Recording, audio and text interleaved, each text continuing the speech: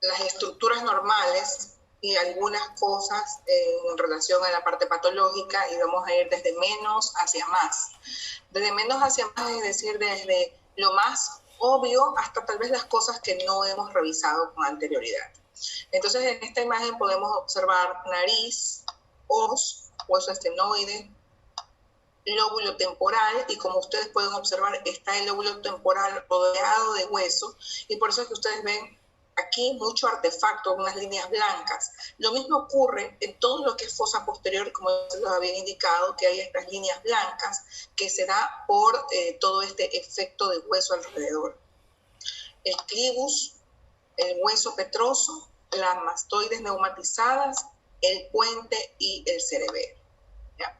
Entonces siempre hago yo la analogía de que en estas imágenes muy basales, cuando vemos la parte también inferior del lóbulo temporal, es como si estuviéramos observando los angelitos navideños. Estos angelitos que aquí tienen alas, y este sería el cuerpo y el falda del angelito. Entonces, haciendo esa analogía, podríamos decir que las alas corresponden al lóbulo temporal en la parte más inferior, que luego tenemos aquí el cuerpo del angelito, siendo justamente esta parte lo que correspondería a tallo cerebral en sus diferentes niveles, sea esta el bulbo, el puente o el mesencéfalo.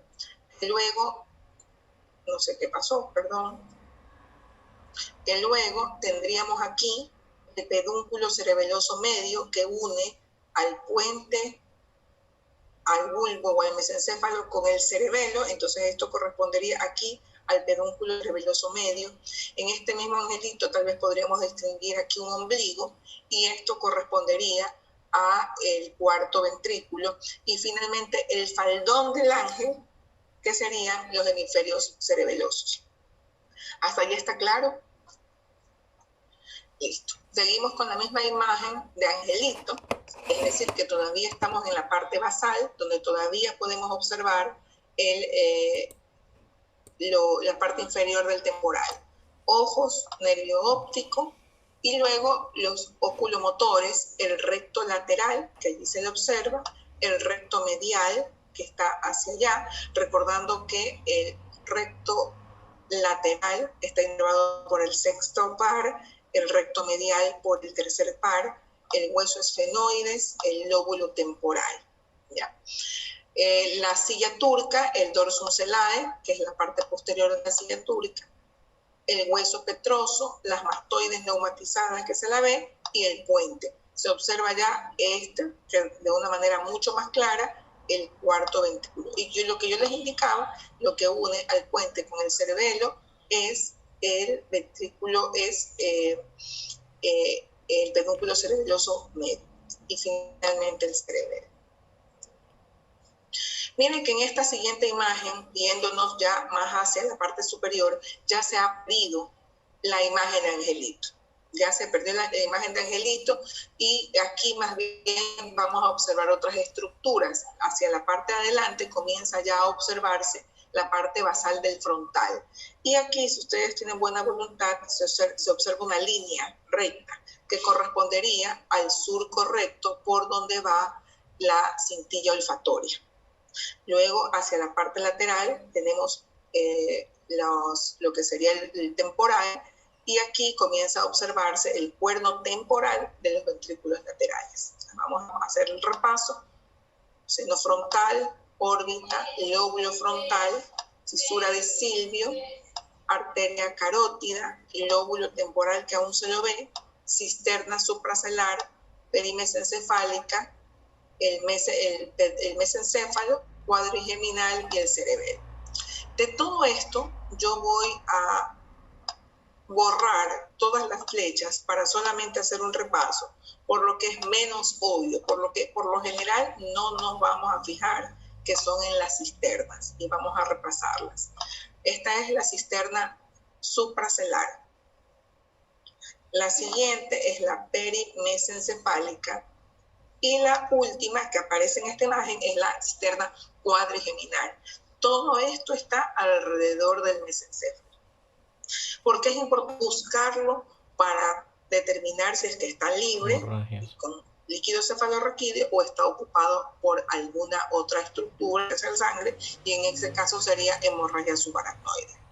Entonces ahora vamos a ver, vamos a volver a repasar las mismas cisternas y luego lo demás que ya lo habíamos mencionado en las diapositivas anteriores. Cisterna supracelular, perimesencefálica, interpeduncular y la cisterna cuadrigeminal. Fíjense que ya en esta otra imagen ya estamos perdiendo el lóbulo temporal. ¿Hasta dónde es el lóbulo temporal y cuándo yo comienzo a decir que ya no es temporal y es parietal? Porque están ubicados en la misma posición. Hasta el momento en el que veamos la cisura de Silvio. En el momento en el que vemos cisura de Silvio, todavía es temporal. Lóbulo temporal. Esto no lo hemos visto, el tercer ventrículo. Este tercer ventrículo siempre tiene que tener una forma más bien alargada. En el momento en que el tercer ventrículo comienza a tener una forma redondeada, podríamos decir que es un signo de hidrocefalia. Y repasando lo anterior, lóbulo frontal, fisura interhemisférica, Silvio, el cuerno temporal del ventrículo lateral, el acueducto, el cerebelo y el lóbulo ocular.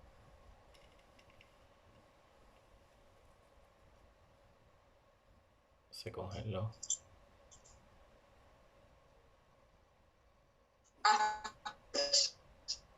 Sigamos. Ya estamos perdiendo. Esto ya es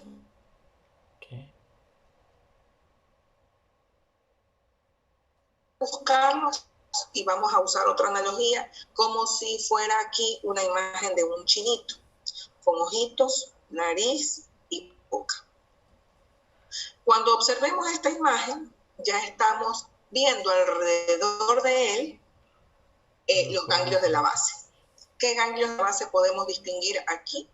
Podemos distinguir aquí la cabeza del núcleo caudado, que está acá, que tiene una forma de frijol, ¿no? Como un frijolito. La cabeza del núcleo caudado podemos decir que está junto a los ojos del chinito, es decir, junto a los ventrículos laterales. Luego tenemos el núcleo lenticular, que si ustedes tienen buena voluntad, lo van a observar aquí como un vértice, y este sería el núcleo lenticular. Luego tenemos el tálamo, y allí me voy a quedar. Tálamo, que siempre va a estar junto al tercer ventrículo. Tercer ventrículo, tálamo. Ventrículo lateral, junto al ventrículo lateral, cabeza del núcleo aquí, es el núcleo lenticular. Y allí ustedes sí van a poder observar, tanto en el lado izquierdo, como lo estoy señalando en el cursor, como en el lado derecho, como lo estoy señalando en el cursor, la cápsula interna, con su brazo anterior, rodilla, y el brazo posterior de la cápsula interna. Y de allí, de esta explicación, pudiéramos decir que la cápsula interna, el brazo anterior de la cápsula interna, separa la cabeza del núcleo caudado del nuclear. Repito, el brazo anterior de la cápsula interna separa el núcleo caudado del núcleo lenticular. Luego tenemos la rodilla y luego tenemos el brazo posterior de la cápsula interna, que es por donde baja la vía piramidal, que va a separar este mismo núcleo lenticular del tálamo. ¿Hasta allí está claro lo de los ganglios basales? Les repito, ¿o está claro para continuar? ¿Puede repetir, doctora, por favor? Por supuesto. Volvamos a ver los ganglios de la base. Tenemos por un lado la cabeza del núcleo caudado. Acá está otra cabeza del núcleo caudado junto a los ventrículos laterales. Luego tenemos el brazo anterior de la cápsula interna, que aquí lo veo, y aquí también brazo anterior de la cápsula interna, perdón, me fui de la imagen. La rodilla, el brazo posterior de la cápsula interna. La rodilla, el brazo posterior de la cápsula interna. ¿Qué otras estructuras vemos aquí? El núcleo lenticular, que es este. Y acá tenemos el tálamo. Entonces, el brazo anterior de la cápsula interna separa la cabeza del núcleo caudado del núcleo lenticular. Y el brazo posterior de la cápsula interna separa el núcleo lenticular del tálamo. ¿Hasta allí está claro? Sí, espero que sí. Sí, Hacia afuera del núcleo lenticular, ¿sí? Afuera del núcleo lenticular, lo que estoy señalando con el cursor es la cápsula externa. Aquí la voy a señalar. Entonces tenemos cápsula externa. Tanto la interna como la externa rodean al núcleo lenticular, que es este de aquí. Este es el núcleo lenticular. ¿Ya?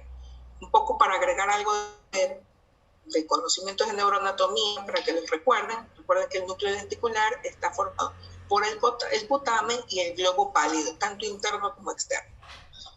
El putamen sería acá, y el globo pálido sería más hacia medial, ¿sí? Y tenemos la distinción de globo pálido interno y globo pálido externo. Entonces, esto pierde esa forma de angelito. Para seguir en las analogías, yo las uso mucho porque tenemos algunas personas que pueden estar muy familiarizadas y no necesitan tener estas analogías, pero en otras ocasiones es preferible al inicio usarlas hasta que nos familiaricemos con las imágenes y ya no es necesario hacer ningún tipo de analogía. Y cuando ya pasa a esta forma o cara de chinito, es cuando vamos a ver ya los ganglios basales y podemos distinguir las estructuras que les acabo de mencionar.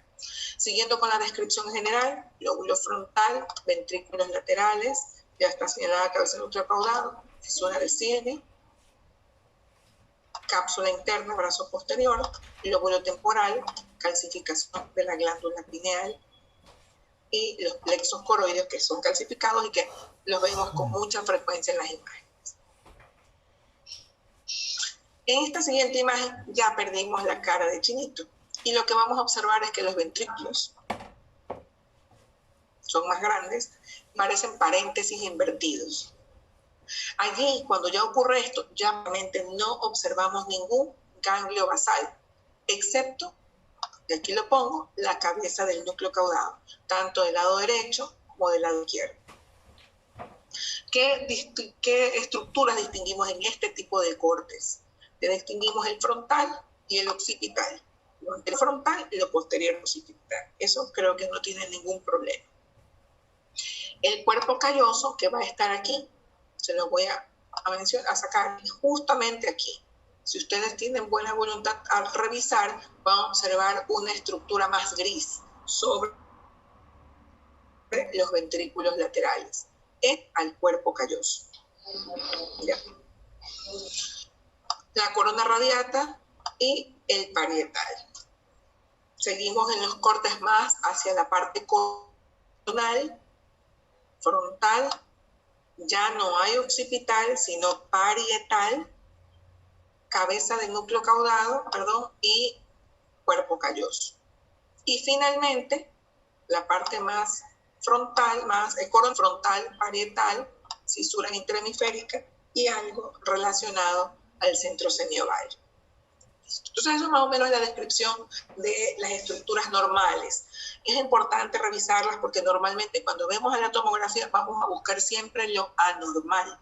Y lo anormal, como en esta imagen, pues nos va a saltar mucho a la vista, ¿no? Vamos a observar en una tomografía, aquí, una imagen hiperdensa.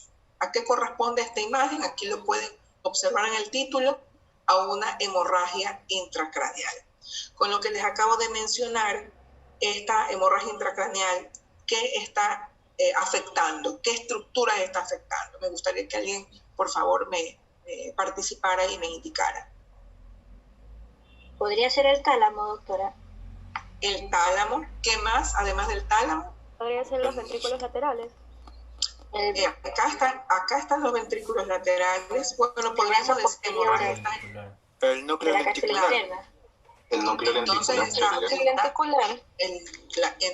Exacto. Todos tienen una parte de la razón. Aquí está afectando tálamo, brazo posterior de cápsula interna y núcleo lenticular.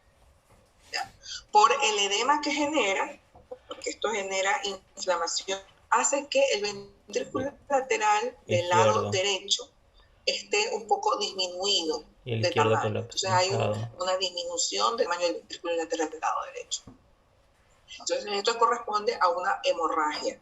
¿Y qué tipo de hemorragia? Probablemente hipertensiva. ¿Por qué? Porque todas las hemorragias hipertensivas, o la mayoría de ellas, van a afectar los ganglios de la base. O sea que eso que estamos viendo en este momento es una típica hemorragia por hipertensión o diabetes o enfermedad crónica, porque son hemorragias de pequeño vaso sanguíneo. Ya lo mencionaremos o revisaremos en su momento. Aquí pues la explicación es un sangrado agudo, se ve blanco, esto es hiperdenso, etcétera, etcétera, y está afectando el tálamo derecho, pero ya ahora que hemos revisado la anatomía previamente, sabemos que no solamente el tálamo derecho, sino también brazo posterior de cápsula interna del lado derecho y núcleo lenticular, como sus compañeros lo mencionaron, y adicional, vemos que el ventrículo lateral está disminuido de tamaño. Entonces, una vez que tengamos el conocimiento básico de las estructuras normales, podemos hacer nuestros diagnósticos radiológicos poco mejor. Y no solamente que es un diagnóstico radiológico, sino que todas estas estructuras lesionadas generan en el paciente una alteración en el momento que realicemos el examen neurológico.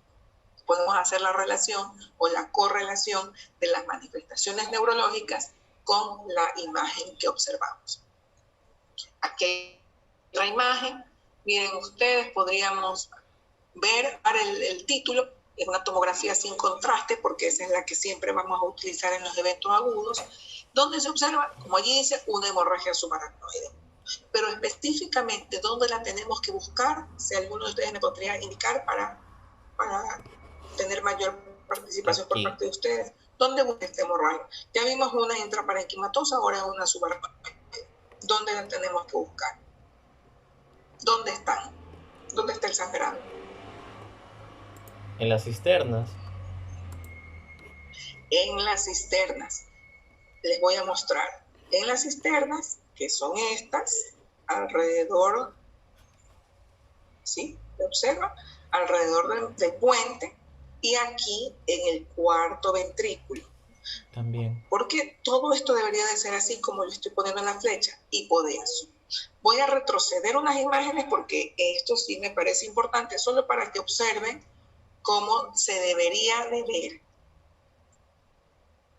Aquí, miren cómo se debería de ver. Libres las cisternas. Ahora, cómo se ven una subaracnoide.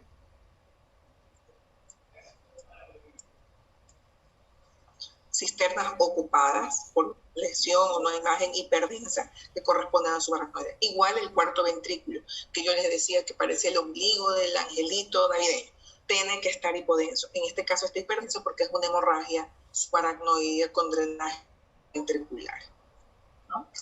Con afectados ventrículos.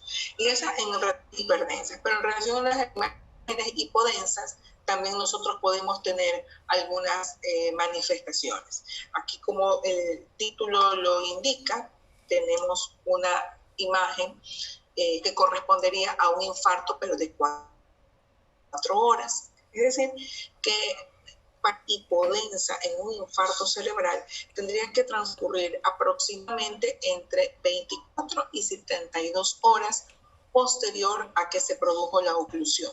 ¿Eso qué quiere decir? Quiere decir que cuando nosotros tenemos en una situación aguda de infarto cerebral, probablemente en los primeros días no vamos a tener cambios en la imagen. Entonces, pero ¿qué sí podemos distinguir? Algo que se conoce como signos indirectos de infarto cerebral. Y aquí les voy a indicar. Del lado derecho tenemos surcos y fisuras. Observen aquí, observen aquí, observen acá. Pero del lado izquierdo, ustedes van a notar que los surcos y fisuras se han borrado y en algunos sectores hasta han desaparecido. La primera cosa en la que tienen que observar. La segunda cosa es que en el lado derecho observamos la diferencia y sustancia gris. Pero en el lado izquierdo vemos que se ha perdido esa diferencia por el edema que produjo el infarto. Entonces aquí podemos distinguir dos cosas. Sustancia blanca y sustancia gris han perdido pues la diferenciación. Segundo, se han borrado los surcos y fisuras. Y tercero, por supuesto, esto ya viéndolo en retrospectiva, porque de inicio podríamos no ver tanta diferencia, es la presencia que en el ventrículo lateral del lado derecho está un poquito más grande que el ventrículo lateral del lado izquierdo, que está disminuido de tamaño. Estas tres cosas que les he descrito son parte de los signos indirectos de infarto cerebral. En este mismo infarto cerebral, borramiento de surcos, insuficiencia y colapso del ventrículo. En medio del lado derecho, y la mayoría de ustedes van a poder observar con un desplazamiento de la línea media. Doctora, disculpe, ¿podría repetir esa parte? Esta es una imagen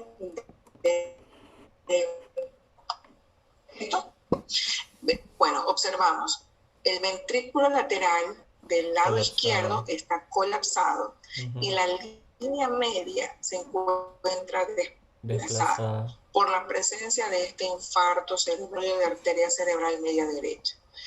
En la imagen hipodensa, es decir, la imagen oscura que ya ustedes pueden observar, se la puede evidenciar después de 24 horas o hasta 72 horas desde el momento que se produjo la oclusión en un infarto cerebral. A diferencia de lo que ocurre con las hemorragias, que las hemorragias se observan desde los primeros minutos posteriores a su presentación. ¿Hasta allí está claro? Sí, doctora. Listo. Este es un esquema de cómo está la distribución del territorio de la arteria cerebral anterior, media y posterior. Como un color azul celeste, y vamos aquí a tomarnos unos minutos para que quede muy claro esto, con arteria cerebral anterior y arteria cerebral anterior. Observen que la arteria cerebral anterior, en la medida en la que van pasando los cortes de la parte más basal hacia la parte más coronal, como que va ganando territorio. Observen hasta aquí, no pasa el cuerpo calloso, luego en los cortes más posteriores, cuando ya vemos estos paréntesis invertidos, digamos, ya tenemos la arteria cerebral anterior que pasa, que es mucho más avancente en cuanto a territorio involucrado, y luego prácticamente en los cortes más superiores, prácticamente toda la parte medial del encéfalo. Ahora vamos a fijarnos en arteria cerebral posterior, que es lo que es de color amarillo. Empezamos en los cortes más basales con un territorio más amplio, y en la medida que vamos subiendo los cortes hacia la parte coronal, se va disminuyendo la cantidad de territorio que involucra. Pero no es lo que pasa con arteria cerebral media. Si ustedes observan, se mantiene más o menos constante el mismo tamaño del área que irriga. ¿Esto para qué nos sirve? Nos sirve para saber si es un infarto de qué arteria. Parte territorio anterior, territorio posterior o territorio medio. Y cada uno de estos territorios tiene características clínicas muy puntuales, y adicional que los exámenes complementarios van a tener que ser dirigidos hacia eso. Esta es una última imagen para luego ya pasar a la región de cómo va a ser llevado el tema en la plataforma, que es con respecto a un infarto de territorio de arteria cerebral. ¿Cuál? Anterior. En territorio... Se le cortó. Que no hay, con respecto a esto, no hay mayor problema. Arteria cerebral anterior, del lado del territorio de cerebral, ¿cuál? Media. Medio izquierdo. Y la siguiente. Posterior de la izquierda. Posterior, correcto.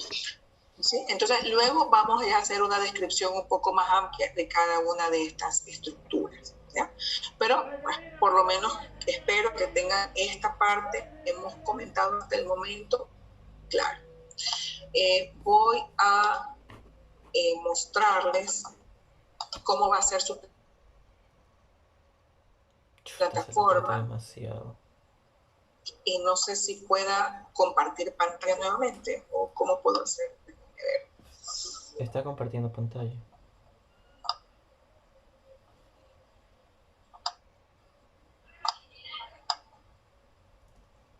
Ay, no, ¿qué hizo?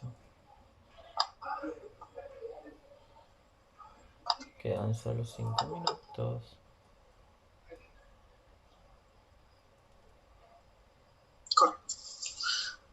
abrir el aula virtual. Hasta aquí, por favor, ¿tienen alguna pregunta mientras se abre el aula virtual?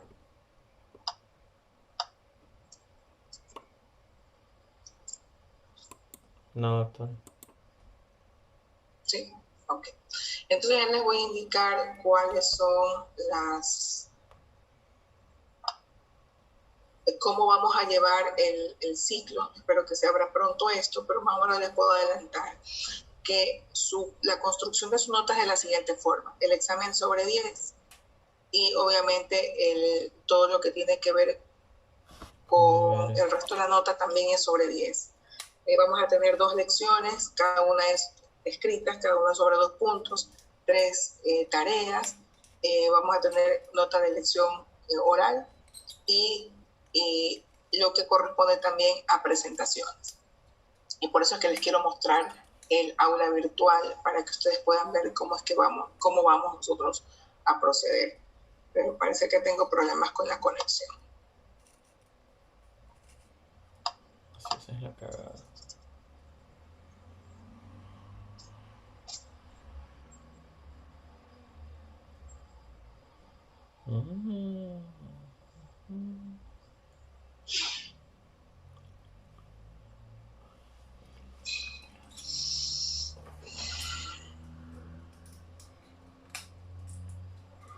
Doctora, Sí, dígame.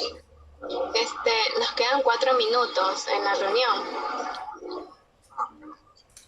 Y todavía no les puedo mostrar. En todo caso, lo que les puedo indicar es que el día de hoy revisen el aula virtual para que sepan cuál es la distribución de los temas. Están distribuidos a todo el primero y todo el segundo parcial y están también puestos los días en los que vamos a tener las lecciones y los días que van a tener que presentar las tareas. Obviamente vamos a ir modificando los tiempos de presentación en función a cómo vayamos avanzando en la materia. ¿Ya? Existen 2 módulos que van a ser casi sin acompañamiento, que es en el segundo parcial relacionado a CEFI, en el primer parcial sobre síndromes neurológicos, que ustedes van a hacer la lectura y lo único que vamos a tener es una tutoría con respecto a esos 2 temas, porque cefalea es un tema bastante común y síndromes neurológicos ya los vieron en semiología. Pero el resto de materias, todas las demás, todo el resto del material que vamos a utilizar, tenemos que hacerlo en conjunto, en acompañamiento. En el aula virtual yo les voy a subir los artículos que considero apropiados, que van a ser la base de sus presentaciones y ya van a estar subidos allí, porque de esa manera me voy a asegurar que ustedes las incluyan en sus presentaciones. No es que van a ser la única bibliografía, ustedes pueden obtener otro tipo de bibliografía adicional, pero en sus presentaciones no puede faltar lo que yo les estoy incluyendo allí. ¿Por qué? Porque es información que a mi criterio es actualizada, algunas son guías y tenemos que estar manejándonos en función a esos términos. Estoy intentando abrir, pero parece que tengo problemas con el internet, así que no me ha sido posible todavía hacerlo. Espero que en estos 2 minutos que faltan pueda mostrarles lo que les estoy indicando, si no a partir de las 7 de la noche más o menos ya va a estar habilitada toda su aula virtual, todo lo que tengan que revisar en el campus. Cualquier duda, a través del correo me lo pueden hacer llegar. También a su compañera le compartí un correo, que es donde ella me envió el link de Zoom, en caso de que ustedes no se puedan contactar conmigo a través del correo institucional de la universidad. Ese es un correo que también pueden ustedes acceder para algún tipo de interacción o que sepa esclarecer las dudas con respecto a la materia.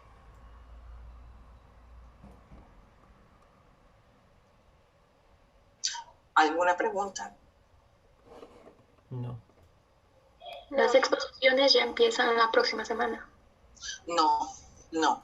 Las exposiciones por lo menos vamos a estar una semana más, porque necesito darles una revisión de examen físico-neurológico, hacer algo muy breve de síndromes, ¿sí?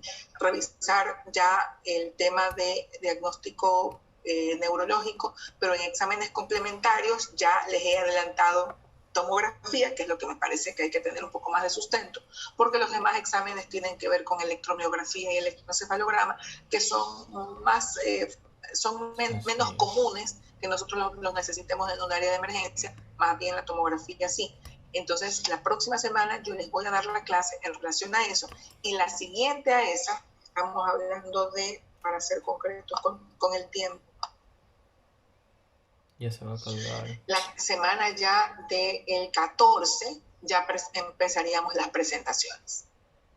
Ay, se acabó.